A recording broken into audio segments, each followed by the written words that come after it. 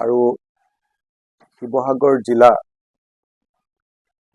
এজন প্ৰতিনিধি হিচাপে বিধায়ক হিচাপে মই অসম চৰকাৰলৈ বিশেষভাৱে অসমৰ সন্মানীয় মুখ্যমন্ত্ৰী হিমন্ত বিশ্ব শৰ্মা ডাঙৰীয়ালৈ এটা আহ্বান জনাবৰ কাৰণে আজিৰ এই সংবাদমেল আয়োজন কৰিছোঁ। আপোনালোক সকলোৱে জানে যে অসম কেবিনেট অসমৰ বেলেগ বেলেগ জিলাত চৰকাৰে আয়োজন কৰে,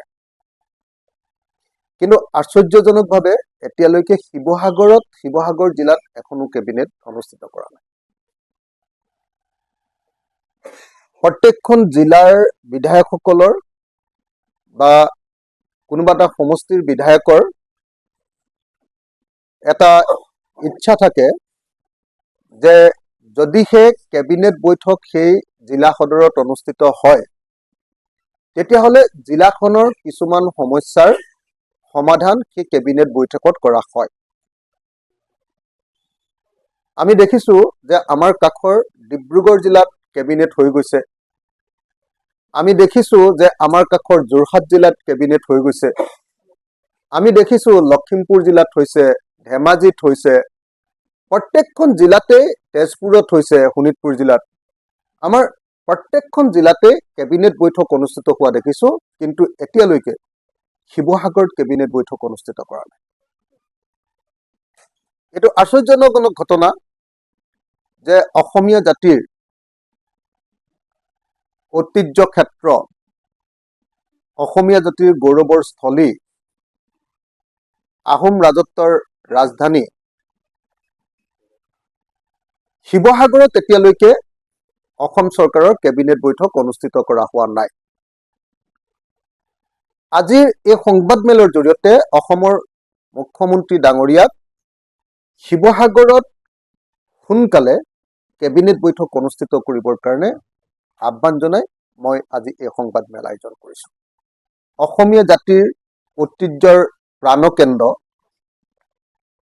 আপোনালোকে সকলোৱে জানে যে 600 বছৰীয়া আহোম ৰাজত্বৰ আটাইতকৈ গুৰুত্বপূৰ্ণ ৰাজধানী ক্ষেত্ৰখন হ'ল শিৱসাগৰ। আপোনালোক সকলোৱে জানে যে শিৱসাগৰ কেৱল অসমৰ নহয়, গোটেই ভাৰতৰ আৰু এছিয়াৰ আৰু পৃথিৱীৰ এটা প্ৰকৃত অৰ্থত এটা হেৰিটেজ প্লেচ। কিন্তু এই হেৰিটেজ প্লেচত এতিয়ালৈকে অসমৰ কেবিনেট বৈঠক অনুষ্ঠিত কৰা হোৱা নাই, কিন্তু অসমৰ আন সকলো জিলাতে এই কেবিনেট বৈঠক অনুষ্ঠিত কৰা হৈছে। আমাৰ এনেকুৱা ভাৱ হৈছে যে কিবা নিৰ্দিষ্ট কাৰণত শিৱসাগৰত এই বৈঠক অনুষ্ঠিত কৰা নাই। সেইকাৰণে শিৱসাগৰৰ বিধায়ক হিচাপে মই আজি মুকলিভাৱে মুখ্যমন্ত্ৰী ডাঙৰীয়াক আহ্বান জনাবলৈ এই সংবাদমেল আয়োজন কৰিছোঁ যে মুখ্যমন্ত্ৰী ডাঙৰীয়া, অচিৰে আমাৰ শিৱসাগৰত কেবিনেট বৈঠক অনুষ্ঠিত কৰিব লাগে। আমি কিয় শিৱসাগৰত কেবিনেট বৈঠক অনুষ্ঠিত কৰিবলৈ কৈছোঁ? কাৰণ আমি দেখিছোঁ যে কেবিনেট বৈঠক যেতিয়া কোনোবা এখন জিলাত অনুষ্ঠিত কৰে তেতিয়াহ'লে সেই জিলাখনৰ মূল সমস্যাবিলাক সমাধান কৰিবৰ কাৰণে ব্যৱস্থা কৰা হয়। সেই জিলাখনৰ কাৰণে বিকাশৰ দিন বা উন্নয়নৰ দিন বুলি ঘোষণা কৰি কেইবাটাও প্ৰজেক্ট ঘোষণা কৰা হয় বা আধাৰশিলা স্থাপন বা উদ্বোধনী অনুষ্ঠান কৰা হয়। মানে হিমন্ত বিশ্ব শৰ্মা চৰকাৰে অকল গৰু বিক্ৰীয়ে বন্ধ কৰা নাই, গো মাংসই কেৱল বন্ধ কৰা নাই, লগতে আমাৰ শিৱসাগৰত যে লোকেল গাহৰি বিক্ৰীও বন্ধ কৰিছে। এইটো এটা অত্যন্ত দুৰ্ভাগ্যজনক কথা। এওঁলোকক আচলতে সিন্ডিকেট লাগে। লোকেল গাহৰি বিক্ৰী কৰিলে তেওঁলোকে কমিশ্যন নাপায়।